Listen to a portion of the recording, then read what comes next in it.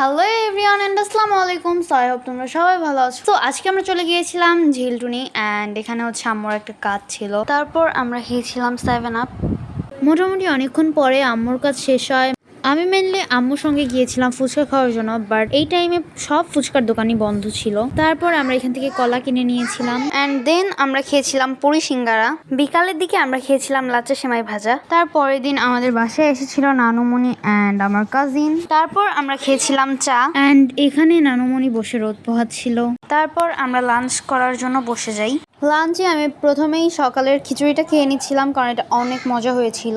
দেন starting item হিসেবে ছিল বেগুন ভাজা, মেন কোর্স হিসেবে ছিল গরুর মাংস, আর গরুর মাংসটার টেস্ট অনেক ভালো ছিল। অ্যান্ড লাস্টের ডেজার্ট আইটেম হিসেবে ছিল সেমাই। দেন শুরু হয় বৃষ্টি অ্যান্ড আস্তে আস্তে এটা ঝড়ে পরিণত হয়। বৃষ্টির মধ্যে আমরা খেয়েছিলাম আম। সো গাইজ, এই ভিডিওটা ছিল এই পর্যন্তই। বাই বাই, টাটা, আল্লাহ হাফেজ।